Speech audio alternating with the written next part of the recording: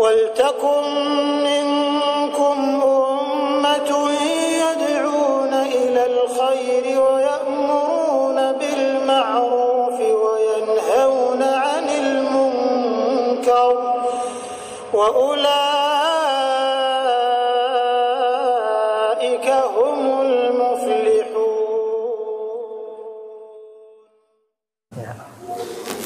Baik, ini ada pertanyaan mungkin dari akhwat ya. Semoga Allah senantiasa memberikan kebaikan kepada Ustadz. Amin. Mohon Ustadz sedikit menceritakan perjalanan hidup Ustadz yang dahulu saya tahu Ustadz ahli fisika, mengapa sekarang pindah ke ahli agama? Ini keluar jalur ini. Tidak sesuai dengan tema. Sama, ini juga pertanyaannya sama. Oh gitu ya. Dengan itu. Tayyib. Jadi kasih buku juga. Kasih buku juga. Nggak masalah. Yang ini yang buat akhwat. Karena judulnya tepat untuk akhwat. Yang ini buat bapak. Allahul musta'an. Yang pertama, anak kritisi pertanyaannya. Dulu anak bukan ahli fisika, sekarang pun bukan ahli agama. Ya, jadi alhamdulillah ketika kami kuliah ke Amerika setelah lulus dari SMA 1 Pamekasan, kemudian kuliah ke UI 4 tahun, kemudian kuliah ke Amerika di tahun 2010. Di saat itu memang pemahaman agama kami pemahaman agama yang tradisional. Maksudnya kami berasal dari desa, dari Palengaan. Ya, mbah-mbah kami kiai. Jadi terbiasa dengan hal-hal yang tidak ada dalilnya, ya. Tidak semua kiai seperti itu, tapi yang kami temui di lingkungan kami seperti itu. Maka itu membuat kami di zaman ketika SMP SMA tidak mau belajar Islam. Karena kami merasa itu aneh. Itu alasan mengapa kami ketika SMP SMA tidak mau belajar Islam, tidak mau belajar bahasa Arab, karena praktek-praktek yang dilakukan aneh. Kalau orang mau lulus kerja, datang ke mbah. Kalau orang mau lulus kuliah, datang ke mbah. Yani aneh sekali. Ya, alhamdulillah saat itu kami sudah memiliki fitrah bahwa ini salah gitu. Ya. Jadi padahal ketika kecil sudah sempat belajar bahasa Arab, sudah menghafal matan sudah, cuma kami tinggalkan gara-gara merasa aneh. Pun ketika ke UI masih merasa aneh. Ketika misalnya melihat bahwa ya orang-orang pergerakan misalnya, Anda merasa aneh dengan mereka. Ya, tidak ilmiah. Tetapi ketika kami berangkat ke Amerika, ya, ketika melihat dari luar, yang awalnya Islam di Indonesia, kita berada di dalam, kemudian ketika ke Amerika melihat dari luar, bertemu dengan orang-orang baru, bertemu dengan ya sumber-sumber ilmu baru, kamu melihat bahwa ternyata Islam itu ilmiah. Islam itu ilmiah. Contohnya waktu itu yang kami pelajari di Amerika Serikat, kitab yang pertama kali kami pelajari di Amerika Serikat itu adalah Kitab Tauhid. Mengapa kok kami sampai belajar Islam? Ini terloncat sebenarnya. Karena waktu itu sakit. Di Amerika kami sakit keras. Dan ini berbeda dengan sakit keras yang diisukan waktu kami di UI. Sempat beredar sakit keras ketika kami di UI, sampai gila dan sebagainya. Itu kesalahan. Itu kesalahan. Teman-teman kami nelpon kami ketika kami lagi lari pagi di UI. Andi, kamu katanya sakit keras. Enggak, saya lagi lari pagi, kenapa sih? Kayak gitu. Jadi ada isu waktu itu ketika kami di UI bahwa kami sakit keras. Ya, alhamdulillah kami tidak memikirkan masalah itu. Yang kami pikirkan hanya ibu yang menjadi sakit gara-gara banyak orang yang mengisukan bahwa kami gila, bahwa kami sakit keras. Nenek di Palengaan menjadi sakit gara-gara. Jadi semua orang yang menyebarkan itu dengan itu mereka punya tanggung jawab. Nah, jadi kalau cuma terpengaruh maka insya Allah tidak. Yang bermasalah adalah yang menyebarkan pertama kali. Nah, baik. Tapi ketika kami sampai di Amerika Serikat, kami ternyata beneran sakit keras. Ini berbeda dengan sakit keras sebelumnya. Dan sakitnya tidak diketahui penyebabnya. Berkali-kali ke dokter, tidak diketahui penyebabnya. Dokter bilang, Anda ini sehat. Takmir terakhir. Oh ya, Anda ini sehat, tidak ada penyakit sama sekali. Tetapi kami merasakan sakit, merasa sebentar lagi meninggal. Masuk kamar mandi, ruang tertutup kecil, itu langsung udah kayak mau pingsan. Mau masak, ambil pisau, itu sudah gemeteran.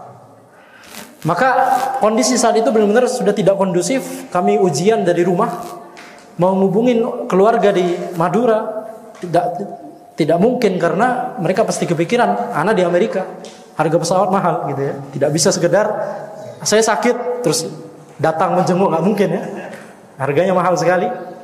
Maka saat itu kami memilih diam, tidak berkata kepada siapa-siapa kecuali orang-orang terdekat 1-2 orang di Amerika. Sampai pada akhirnya merasa sudah ya pesimis, sudah entar lagi meninggal. Baru di saat itu kita merasa bahwa prestasi dunia kita selama ini tidak bermanfaat sama sekali. Ketika kita sudah merasa kita mau meninggal, maka apa yang kita perjuangkan selama ini, apa yang kita banggakan selama ini, ternyata tidak ada gunanya sama sekali. Tak lagi kita mati, antum mau ngapain? Maka di saat itu kami bertaubat. Kami beli terjemahan Al-Quran dalam bahasa Inggris. Kami belajar Islam. Kami mencari di internet Islam bermacam-macam. Islam mana yang benar, yang ilmiah, yang membuat saya selamat nanti kalau saya mati. Maka yang kami temui adalah Islam sesuai dengan pemahaman generasi terdahulu. Kalau kita belum dapat pemahaman tersebut, semoga Allah mengampuni kita. Tetapi ketika kita berusaha untuk mencarinya dan ada fasilitas untuk mencari, dan alhamdulillah sekarang ada internet, ada banyak telepon dan sebagainya, media, buku dan sebagainya tersebar. Ketika kita berusaha mencari, kita wajib untuk mencari. Ketika kita bisa untuk mencari, kita wajib untuk mencari.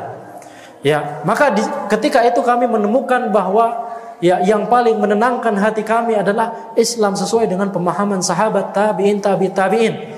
Semua perkara agama itu mudah. Apa hukumnya? Apa dalilnya? Siapa yang mengatakan pertama kali? Kalau dari sahabat, dari tabi'in, dari tabi'in, khalas. Ini sudah yang benar. Mudah. Kalau seandainya masih salah dalam 1-2 masalah, insya Allah Allah semoga mengampuni. Tetapi kita wajib terus untuk mencari. Ketika kita menemukan hadis, menemukan ayat, menemukan penjelasan ulama, maka disitulah kita memilih. Kita milih ini atau kita milih kebiasaan kita selama ini. Dan itulah yang kami lakukan. Kami memilih. Akhirnya kami ngaji di sana, belajar bahasa Arab dari awal, bahkan belajar tajwid dari awal. Baca Quran yang semula tidak pernah baca Quran, belajar tajwid dari awal, belajar bahasa Arab dari awal. Ya, duduk di majelis ilmu, pindah rumah ke dekat masjid. Ya, sholat Jumat yang awalnya sholat Jumat itu nggak pernah sholat. Akhirnya sholat Jumat jalan kaki 40 menit. Gara-gara sebelum pindah rumah. Akhirnya mengapa kami pindah rumah? Supaya bisa ke masjid. Ini di Amerika, masjid itu susah. Tidak seperti di Madura, di Indonesia yang masjid itu mudah. Ya, maka kitab tauhid, kitab yang pertama kali kami pelajari, mempelajari sebuah kaidah waktu itu bahwa ya kalau misalnya kita menetapkan sebuah sebab yang Allah tidak jadikan itu sebagai sebab, maka itu adalah syirik asghar. Ini kaidah yang kami pelajari di kitab tauhid waktu kami ngaji di Amerika. Kalau kita menjadikan sesuatu sebagai sebab dan Allah tidak menjadikan itu sebagai sebab, maka ini syirik asghar. Ya, ini haram, berdosa, syirik asghar. Syirik tapi syirik asghar. Apa contohnya? Contohnya misalnya semua hal yang pamali-pamali yang enggak ilmiah itu semuanya kena kaidah ini. Laki-laki bujangan atau perawan kalau berdiri di depan pintu susah dapat jodoh. Kalau makan pisang dari tandan paling pinggir, susah dapat jodoh. Hamil bawa jarum ya itulah pokoknya ya. Kalau malam Jumat manis kemudian apa dan sebagainya, pokoknya sesuatu yang tidak ilmiah, kalau kita meyakininya syirik asghar. Coba, Islam itu ilmiah ternyata. Itu yang membuat kami langsung semangat untuk mempelajarinya. Langsung ketika kami mempelajari Islam, berangsur-angsur sembuh. Berangsur-angsur sembuh. Alhamdulillah. Jadi Allah Subhanahu wa taala memberikan kami kehidupan yang kedua. Maka kami bertekad untuk di kehidupan yang kedua tersebut, setelah sebelumnya merasa sudah mau meninggal, maka kami bertekad untuk mendedikasikan diri kami kepada Islam. Yang sebelumnya mengerahkan seluruh waktu dan tenaganya untuk dunia, maka sekarang kita harus mendedikasikan waktu dan tenaga kita untuk Islam.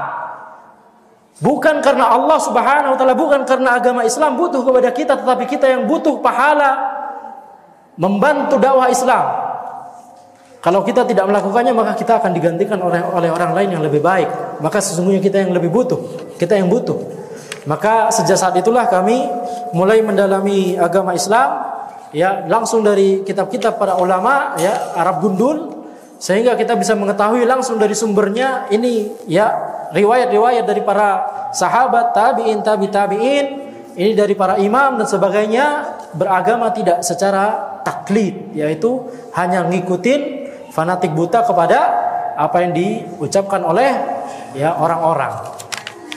Ya, maka ini yang kami rasa sangat menenangkan hati kami, karena kami langsung tahu sumbernya. Dan walaupun seandainya masih ada 1-2 permasalahan yang misalnya kita salah, tapi kita sudah menjalani metode ini, Allah Subhanahu wa taala, semoga Allah Subhanahu wa taala mengampuni kita, karena metodenya sudah benar. Kalau dalam 1-2 masalah masih salah keyakinannya, tapi metodenya sudah benar, semoga Allah Subhanahu wa taala mengampuninya, ya. Baik, pertanyaan terakhir, cara membatasi agar tidak terlalu mengidolakan seorang yang soleh bagaimana? Caranya adalah kita harus mengetahui, ya, batasan orang soleh, manusia, ya. Manusia itu tidak bisa mengetahui ilmu ghaib, tidak bisa mengetahui masa depan, tidak bisa mengetahui mengatur nasib seseorang.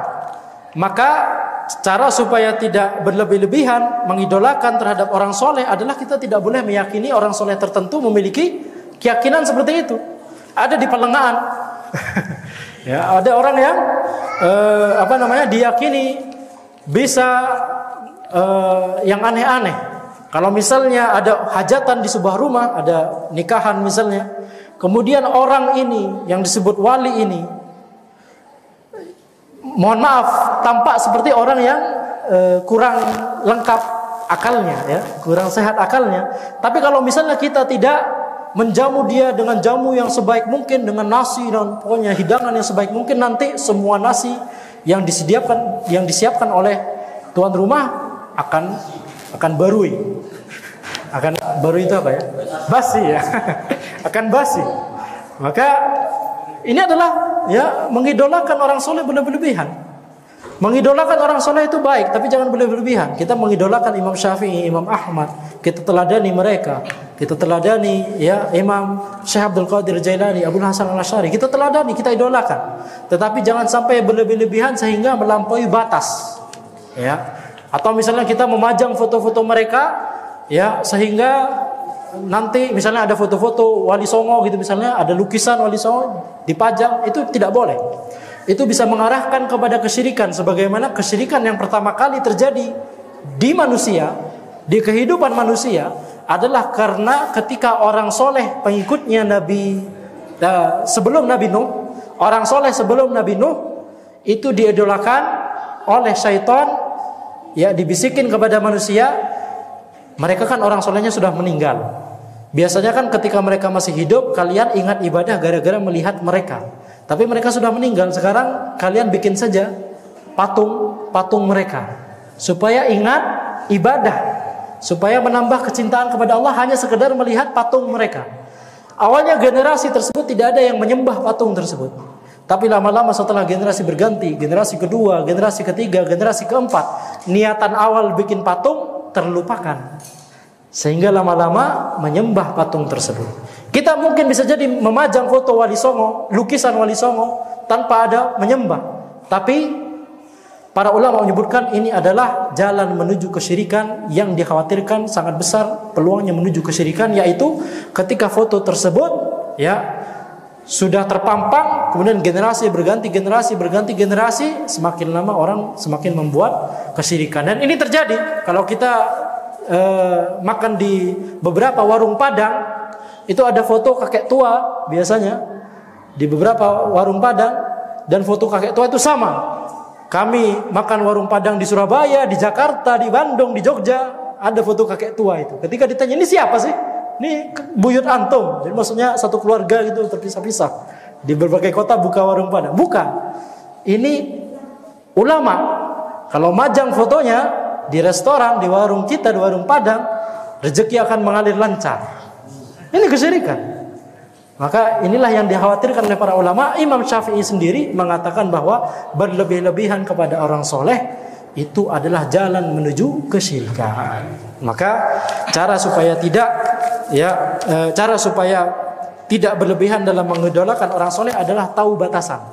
Mana mengidolakan yang baik, mana mengidolakan yang haram. Maka dengan demikian kita akhiri kajian kita, semoga bermanfaat karena waktu sudah larut, dan ini insyaallah bukunya disebarkan kepada yang berminat, yang mau bukunya langsung ambil ke depan saja ya. Kita tutup dengan doa kafaratul majlis. Subhanakallahumma wa bihamdika asyhadu an la ilaha illa anta astaghfiruka wa atubu ilaik.